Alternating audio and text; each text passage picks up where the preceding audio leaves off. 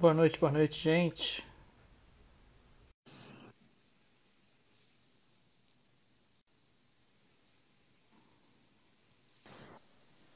E Opa, aí, professor? Beleza? tudo bem? Tranquilo. Como, Semana como estão as, calma. como estão as coisas, Daniel? Tô bem, né, cara? Tô bem aí, apesar do mundo estar desmoronando, do Brasil estar Não tô, desmoronando. não tô entendendo o que você está dizendo. O Tá mundo tudo está tão bem, desmoronando né, como? Tanguy? Que Daniel, o aí? governo agora quer vacinar as pessoas, Daniel. Não tô entendendo de onde você está tirando que o governo está querendo vacinar a gente, cara. Que isso? O mundo Você teve um ano para falar isso, cara. É hoje você vai falar que o mundo está desmoronando? Você não está O, entendendo o que está acontecendo, cara. o governo agora vai vacinar a gente, o governo tá usando máscara. Porra, né? Voltou, Daniel, voltou de Israel convertido. É um novo governo, Ai. cara. É um novo momento, uma nova era. Outra coisa. Cara, eu ouvi dizer que eles aprenderam a usar talheres em Israel. Talheres? Ah, é? Antes era sem talher, é isso? É, antes era sem máscara, sem talher, agora parece que eles usam máscara e talher. Caramba, cara, que evolução. É, parece que é isso. E aí, vamos começar, cara? Vamos trabalhar ou você. Estamos chegando no milênio, então, no milênio atual, né? Vamos lá, A Daniel. gente tá chegando no ano 1000, né? Você está querendo trabalhar, né? Então vamos trabalhar. Vamos lá. Acho que é importante, né? Deixa eu botar aqui pra gravar, peraí.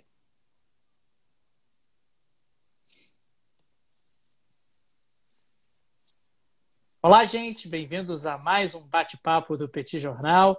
Estamos aqui uma vez mais, eu, Daniel Souza e Tanguy, o Bagdadi, para repercutir um pouco os acontecimentos desses últimos dias na área da economia, da política internacional. Dias tranquilos, né, Tanguy? Pouca coisa aconteceu, nós não tivemos quase movimentação. Tá tudo bem, Tanguy? Tá tudo bem, Daniel. Um pouco cansado, um pouco estressado, né? Com a quantidade de novidade. Eu queria que as coisas viessem um pouco mais a conta-gotas. Mas Ah, aparentemente no roteiro, se vier a conta-gota, não cabe, né? Então aí acaba o ano e as novidades não acabam. Então, assim, veio tudo essa semana agora. Mas, Daniel, eu estou estranhando porque você me disse que entre os temas que você queria colocar aqui, você botou Brasil, párea internacional da Covid. Eu não entendi o que você quis dizer com esse ponto na pauta, gostaria que você explicasse. Agora que o governo brasileiro está querendo nos vacinar, eu não estou entendendo aonde você tirou que o Brasil é párea. Agora o Brasil é um exemplo para o mundo. Tanguy, veja bem. O governo agora está querendo nos vacinar.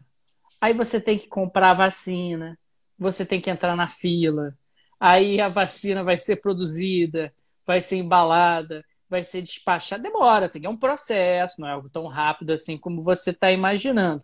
Mas eu coloquei isso na pauta porque eu achei muito ilustrativo que circulou agora ao longo do dia a informação de que o Ivan Duque, o presidente da Colômbia, cancelou uma vinda ao Brasil. E ele cancelou uma vinda ao Brasil pelo motivo que ele teria que ficar em quarentena 14 dias quando voltasse para a Colômbia. Ou seja, a gente está falando de um Brasil que está se tornando cada vez mais uma preocupação global. É o país que hoje apresenta a maior quantidade de óbitos, a maior quantidade de mortes por Covid-19. Existe a perspectiva do Estado de São Paulo implementar a fase roxa, que até hoje não foi implementada. A fase roxa envolveria a limitação de funcionamento, inclusive de serviços essenciais, quer dizer, serviços essenciais começariam a ter alguns horários um pouco mais restritos de funcionamento. E claro que isso vai trazendo impactos sobre a economia brasileira, vai desacelerando a economia brasileira, vai deteriorando o quadro econômico, além de todo o impacto sanitário e em termos de vidas humanas. Então, o Brasil se torna realmente, crescentemente, um elemento de preocupação. Eu estava até dando uma palestra hoje para alunos da Universidade de Coimbra, em Portugal, e as perguntas, Tanguy, são quase que de estupefação, de preocupação. Meu Deus, como é que vocês estão aí? Como é que vocês estão sobrevivendo a esse ambiente de incerteza e de imprevisibilidade? A gente até brincava aqui um pouco antes de começar a gravação. Hoje o presidente usou máscara. Há quanto tempo o governo não usava máscara? O presidente não usava máscara? Depois daquele grupo, né, do Eduardo Bolsonaro, Felipe Martins, etc., Ernesto Araújo, que protagonizou aquela cena ridícula. Quer dizer, aqui no Brasil eles embarcam sem máscara, em Israel, que eles são obrigados, eles acabam botando a máscara e fazem live de um hotel, porque eles não têm autorização para circular. Enfim, os desdobramentos dessa pandemia no Brasil estão ficando dramáticos, do ponto de vista das vidas humanas, do ponto de vista das relações exteriores e do ponto de vista econômico. Pois é, Daniel. E quando a gente olha para essa situação do Brasil, é importante que a gente tenha consciência também de que a gente olha muito para a nossa situação, afinal de contas, imagino que seja o pior país da pandemia hoje, né? Assim, não tem nenhum país que esteja tão mal quanto o Brasil, ainda mais depois do início da vacinação, né? Imagina-se que com o início da vacinação os casos deveriam começar a declinar. É o gráfico que a gente vê nos Estados Unidos, né? Então teve um novo pico e com a vacinação os casos começam lentamente a declinar, já é um alívio. O Brasil está numa situação que piora com o avanço da vacinação. É um avanço ainda meio claudicante, mas continua sendo um dos países que mais vacina em termos absolutos, né? E a pandemia não recua. No Brasil, a gente está tendo a vacinação avançando e a vacinação já está surtindo efeito. Mas ela está surtindo efeito naquele segmento da população que são os mais idosos. Né? Dados divulgados pelo Estado de São Paulo apontaram que em fevereiro você teve uma queda aí de 30%, algo em torno disso, na mortalidade de idosos. Quer dizer, você já começa a ter os efeitos, mas é um efeito ainda muito, muito lento, muito gradual, em função do baixíssimo percentual de brasileiros que estão vacinados. E é uma vacinação que anda, para, muita incerteza. Vem vacina da Pfizer, não vem vacina da Pfizer. Essa semana o presidente deixou-se fotografar e filmar numa conference call com o CEO da Pfizer, sendo que a Pfizer está oferecendo vacina para o Brasil desde agosto do ano passado, e só agora que a gente vai celebrar um acordo com a Pfizer que havia prometido que entregaria as primeiras vacinas ao Brasil em dezembro, se a gente tivesse fechado um acordo lá atrás. Então, todo esse caldo de cultura me parece extremamente preocupante, porque isso vai levando a uma deterioração do quadro humano, vai levando a uma deterioração do quadro internacional, quer dizer, países... Poxa, o presidente da Colômbia não quer vir ao Brasil porque está com medo. E eu achei isso hoje tão representativo, tão ilustrativo do Brasil, além do fato de que você vai tendo dificuldades para o restabelecimento de voos, dificuldades para o trânsito de pessoas e além de todo o impacto econômico, na medida em que você volta a ter medidas de restrição do isolamento. O Rio Grande do Sul está adotando medidas bastante agressivas, muito provavelmente o estado de São Paulo também adotará medidas muito agressivas, e isso tem impacto sobre a economia, não tem jeito. E sempre se soube, a gente fala sobre isso no Petit Jornal há bastante tempo, que se você equacionasse o problema pandêmico, derrubasse o número de casos, é claro que a economia poderia ser bastante preservada, né? Pois é, e já que você falou sobre a Colômbia, Daniel, eu queria pegar um outro caso aqui da América do Sul também, que tem um presidente que é um ex-militar, paraquedista, de direita, e que está sofrendo muita pressão por conta da questão da pandemia, que é o Marito Abdo, né, o Mário Abdo, presidente do Paraguai. Isso tem circulado aí na imprensa internacional, o tamanho das manifestações contra o Mário Abdo, e em grande medida são manifestações exatamente por uma resposta muito fraca do Paraguai à pandemia. E aí a pandemia ela traz essas contradições, né? A população está muito preocupada com a Covid, e aí para se manifestar assim, demandando um tratamento melhor da questão da pandemia, as pessoas vão para as ruas e se aglomeram. E a gente fica meio sem saber assim, qual a alternativa, né? Fazer um tuitaço, né? Difícil imaginar qual o impacto que isso teria. Panelaço, né? Panelaço, Um panelaço na janela, né? Será que isso traz um impacto? Mas o fato é que no Paraguai já morreram 3.300 pessoas. Assim, é quase risível, né? Você imaginar que a população paraguaia está preocupadíssima com 3.300 pessoas, descontando o elemento do tamanho da população, né? Assim, em termos percentuais de população, 3.300 não chega perto do que para o Brasil, né? A quantidade de mortes que a gente já teve aqui. Mas ainda assim, eles veem isso como muito preocupante, sobretudo porque já há falta de leitos. Você tem uma escassez enorme de insumos médicos, uma vacinação ainda muito, muito pequena, muito incipiente, está apenas começando, né? Aquela coisa que, se for esse ritmo, vão ser anos e mais anos vacinando a população, e é um país que faz um investimento muito pequeno em saúde, né? É um país que faz menos investimentos em saúde daqui do Cone Sul. O Paraguai investe apenas 2,9% do PIB em saúde. Só a título de comparação, o Brasil investe 3,9% do seu PIB em saúde, a Argentina 5,9% e o Uruguai 6,7%. Então dá para ver que não é só o Brasil que se mostra muito preocupado, mas o fato é que tem outros países que já estão se mobilizando mais, né? Que estão tendo manifestações nas ruas, muito embora a gente tenha até uma certa dificuldade de imaginar qual é, se isso melhora a situação da pandemia ou se piora. E o Mário Abdo, Daniel, ele está numa situação complicada porque ele é o presidente, ele é do Partido Colorado, que é o partido que tem maioria no parlamento paraguaio, só que Desde ele é de sempre, uma né? facção... O Partido Colorado controla a política paraguaia Há desde que o mundo é décadas, mundo, né? né? A questão é que ele faz parte de uma ala minoritária do partido. Então, existe realmente um risco de, com essas manifestações, com o aumento da incerteza, com o aumento da impopularidade, né, manifestações grandes nas ruas, não é de se duvidar que, eventualmente, o Mário Abdo ele seja renunciado, né? Que ele venha a renunciar por conta do nível de isolamento pelo qual ele está passando nesse momento. Daniel, eu estou querendo saber sobre a nota de 1 milhão de bolívares. Que história é essa aí? Conta. Tanguy, você é um investidor Sou internacional. Nós agressivo. sabemos disso. Agressivo, isso. Agressivo. É uma pessoa que tem uma parte expressiva do seu patrimônio na Venezuela, na República Bolivariana da Venezuela. Aguardando Então, a recuperação a qualquer momento. Aquela recuperação, porra, meteórica, que a qualquer momento vem.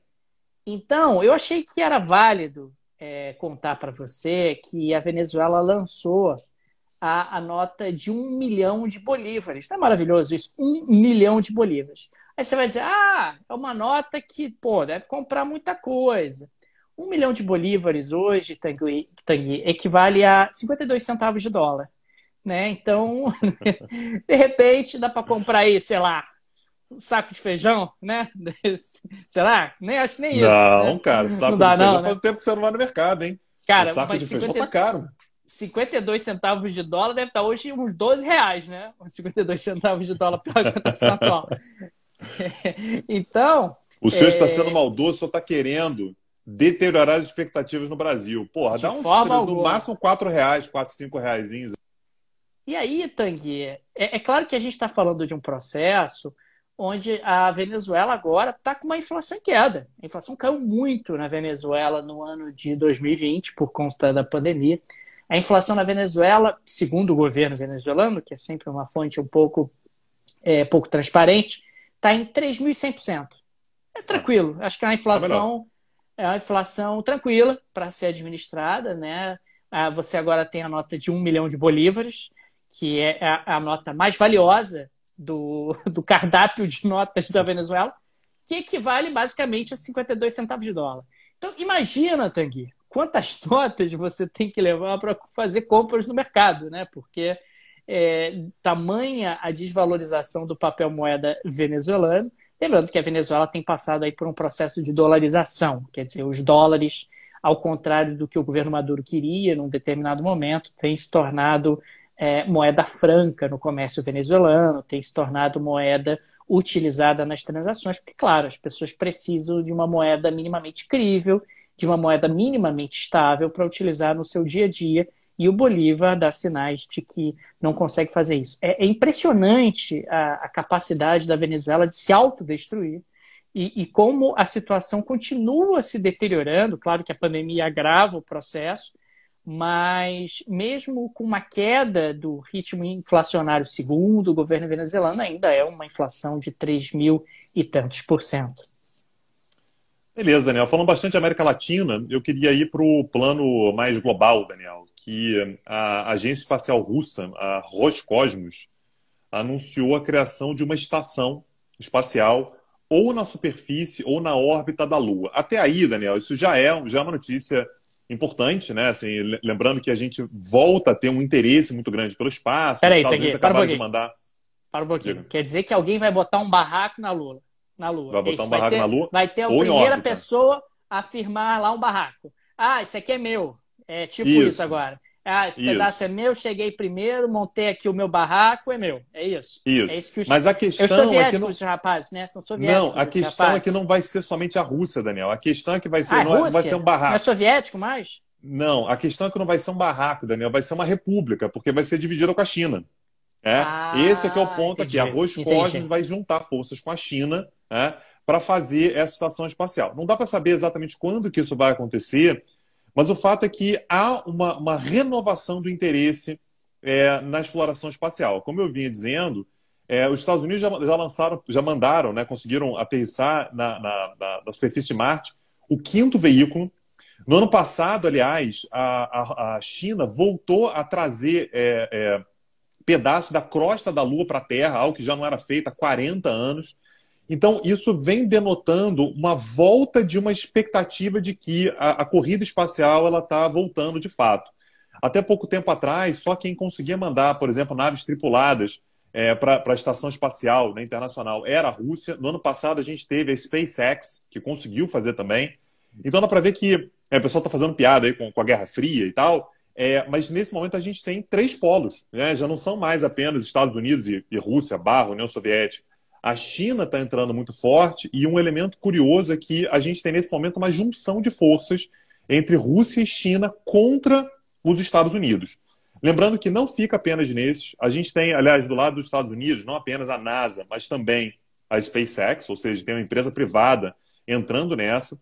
E a gente ainda tem uma força muito grande por parte da Índia e por parte de Israel. Não é por acaso, aliás, que vários países que estavam com projetos mais ou menos adormecidos voltam a colocar isso na pauta. O próprio Brasil, por exemplo, lançou um satélite junto com a Índia recentemente, não o Amazonas 1. Aliás, o satélite é brasileiro, a Índia lançou. E nessa visita que a gente teve recentemente O agora... Bob Esponja O Bob brasileiro. Esponja, O satélite é igual ao Bob Esponja. Quem não viu ainda, isso. veja no Google. O satélite é a cara do Bob Esponja. Achei simpático. E a gente teve nessa visita agora que o chanceler, né, fez a Israel, colocou lá na pauta, queremos lançar satélite, né, o programa espacial, o avanço do programa espacial. Então, Agora vai. isso é importante também, porque a gente está falando sobre não apenas uma área na qual vai haver, de fato, está havendo, na verdade, uma renovação da disputa pelo protagonismo, pela ponta. Inclusive, se mais estados começam a se interessar por esse tipo de tecnologia, você ser aquele que tem uma certa frente na tecnologia, poder ceder para os outros, poder vender para os outros, é um símbolo de prestígio, de influência política e de fonte de grana, mas também traz impactos para outras tecnologias. Importante lembrar que a tecnologia espacial ela é, em vários aspectos, uma tecnologia dual. Ou seja, a partir do momento que você tem uma capacidade de desenvolvimento de uma tecnologia espacial, isso traz uma capacidade também de desenvolvimento de uma tecnologia militar. Então, algo a ficar de olho, sobretudo, né, essa é a notícia de hoje, essa junção de forças entre a Rússia e a China, claramente se contrapondo aos Estados Unidos. Então, algo a se monitorar para os próximos anos. Entendi. Corrida espacial, a gente pode inscrever pessoas assim para serem voluntários, para irem para Marte? Pode. Podemos fazer isso? É uma pergunta muito boa. Tem um limite de Qual altura, é o seu CPF Daniel. mesmo, Tanguy? Qual é o seu CPF mesmo? Então, eu te passo depois. Tem um limite de altura, Daniel, só até uns 60. Aí eu pensei, de repente, inscrever se você quiser. Mais de 60 já não pode, que não cabe na máquina, no aparelho e tal. Já começa a complicar. Inclusive, adultos de até 1,60 m que tenham cães, eles também têm o objetivo de mandar, porque aquela coisa da Laika. Aliás, completa em abril desse ano agora a missão do Yuri Gagarin, né? Então, eles estão querendo uma nova Laika, né? Se você tiver interesse em se inscrever junto com a Eva aí, de repente você pode sair na foto. Tanguy, você sabe como é maravilhoso. Você chega em casa assim, imagina uma situação hipotética. Pô, chega em casa cansado, aí você quer tomar um banho. Cara, você cabe no chuveiro. Olha que coisa maravilhosa. Não, cabe nada, Tanguy. Daniel, tem uma coisa chamada engenharia. Tem uma coisa chamada engenharia que permite levantar o chuveiro. Isso não é mais um problema. A gente não está mais na década de 40 em que essas coisas eram complicadas. Hoje já dá para fazer. Entendi. Tá bom. Mas fala, o que mais tem nessa pauta aí, Tanguy? Eu quero saber sobre o que você vai falar do Lula. Daniel, eu não quero nem saber qual é a polêmica que você vai arrumar aqui. Vai lá, fala aí, eu vou ficar aqui só prestando, vou até beber uma água. Vai. Tanguy, você viu o discurso do Lula hoje, o Lulinha Paz e Amor, o Lula 2002? Vou conversar com os empresários. Vou conversar com os empresários e tal, aquela coisa. E é interessante que num primeiro momento falou assim... 2002, Daniel? Eu acho que tá bem em 2002, né? Tá bem em 2002 aquele discurso. Eu tava vendo o momento que apareceu o Zé Lecara ali, dizer, olha, eu vi esse aqui e tal. mas muita gente falou um pouco sobre o impacto do Lula sobre o dólar, não sei o quê. Me parece que na atual semana, e aí conversando inclusive com algumas pessoas, isso ficou bastante claro, que o mercado não está muito preocupado ainda com a eleição de 2022. No seguinte sentido, até 2022 tem 100 anos, tem 100 anos. Tem a pandemia no meio do caminho, tem um auxílio emergencial que precisa ser aprovado, tem um número de mortos que não para de aumentar. Então, me parece que no caso específico do Brasil, existe uma preocupação muito maior em relação a questões que precisam ser resolvidas essa semana, semana que vem, ao longo desse mês, do que efetivamente pensando ainda na eleição de 2022. O dólar hoje, por exemplo, sofreu uma queda importante, porque houve ali uma sinalização de acordo para a PEC emergencial que viabiliza um novo auxílio emergencial, que viabiliza aí, eventualmente, algum tipo de corte em despesas para acomodar esse auxílio emergencial. Portanto, me parece que hoje, no Brasil, a gente ainda tem muitas questões para resolver, mais urgentes, mais emergenciais, do que pensar na eleição de 2022. Eleição de 2022 que terá o seu momento e tal, e claro que até lá muita coisa vai acontecer, né? Muita água vai passar por debaixo da ponte, e a única certeza que nós temos é que 2022 será um cenário completamente diferente do que nós temos agora, tanto do ponto de vista econômico quanto político, por conta de uma imprevisibilidade enorme, a começar pela pandemia que continua muito grave no Brasil. Eu achei que você ia falar que a única certeza que a gente tem é que no Brasil não tem certeza nenhuma, nem o passado é certo, né? Que até o passado Essa é uma pode frase do Pedro ser Malan. No Brasil, até o passado é revisto. incerto. Até o passado é incerto, exatamente. E acho que é uma frase genial para definir o Brasil, né? Porque o passado ele realmente pode ser revisto no Brasil e você pode ter alterações nesse sentido. Pois é, Daniel. Agora, no meio disso tudo, Daniel, uma coisa que vai fazer uma diferença enorme, né? Para a gente acompanhar a notícia, para a gente saber como é que o negócio acontece e tal, é tecnologia. Você concorda comigo, Daniel Souza? Conta para mim o que você acha da importância da tecnologia na economia e nas relações internacionais. Conta para mim. Tanguy, ontem, eu vou te contar um segredo. Ontem teve uma aula do Petit Jornal, do Petit Cursos, petcursos.com.br. Cara, acho que foi uma das melhores aulas que já houve no Petit Cursos. Na opinião, inclusive, de Tanguy Bagdadi. Tanguy Bagdadi me confessou isso em off. Falou, pô, que aula espetacular, que coisa maravilhosa. Falamos aqui sobre consumo, sobre o impacto da tecnologia do consumo. Pois é, cara, elogios de Tanguy Bagdadi não é todo dia, não é todo dia que acontece. Não é todo dia. Não é todo dia, não é todo dia que você merece. Eu vou contar o que aconteceu. 2 cursos seguidos foram sobre o Oriente Médio. O Daniel olhando para o Oriente Médio é assim, meu Deus, o que está acontecendo? Onde? Aí ele deu uma aula que falava sobre economia, né? Economia mesmo, assim, Revolução Industrial, não sei o quê. E aí ele ficou super feliz, assim, ele ficou... E aí eu dei aquela força. Pô, Daniel, isso aí, cara, foi bom. Pô, tá vendo? Você tem capacidade de superação, você pode dar a volta por cima. Nem tudo é Oriente Médio e tal. Então, assim, quem quiser assistir o show que o Daniel deu ontem, sabe, é uma aula apoteótica que ele deu. Como é que faz, Daniel? www.petcursos.com.br, tem lá um curso chamado O Mundo Mudou e Fomos Atropelados. A primeira aula já está dada, está gravada. Se você se matricular agora, você consegue assistir a aula que foi dada na terça-feira, dia 9, né, que foi o dia que o curso começou. Foi ontem. Não estou falando isso aqui porque as pessoas provavelmente vão ouvir o podcast, né, o episódio, talvez nos próximos dias. E a gente tem mais 3 aulas ainda, sempre às terças-feiras, 21 horas.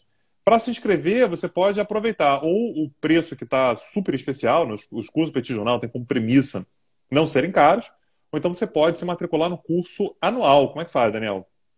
Aí você vai lá no petcursos.com.br, tem lá as 2 opções, né? Você pode escolher o curso sobre tecnologia ou qualquer outro curso que o Petit Jornal ofereceu. As aulas estão lá gravadas e disponíveis para quem quiser. E também tem a opção do pacote anual, que aí tem mais de 40% de desconto caso a pessoa adquira. Isso aí. E, como sempre, né, vamos encerrar aqui o nosso bate-papo, deixando o nosso agradecimento de sempre aos nossos apoiadores. Pessoal que chega junto com a gente todo mês, tá aqui, faça chuva, faça sol, garantindo que a gente tenha como pagar equipamento, que a gente tenha como ter servidor, que a gente tenha como gastar, né, uma parte significativa do nosso tempo fazendo pesquisa, editando, né, fazendo, enfim, tudo que a gente tem que fazer para o podcast, de fato, avançar. E se você gosta do Petit Jornal, se as pautas te interessam, se, né, você acompanha as discussões que a gente faz aqui, você também pode se tornar um apoiador acessando o nosso site. Dá o caminho aí, Daniel, como é que faz? É petitjornal.com.br. A gente, na realidade, tem um site para os cursos e um site para o podcast.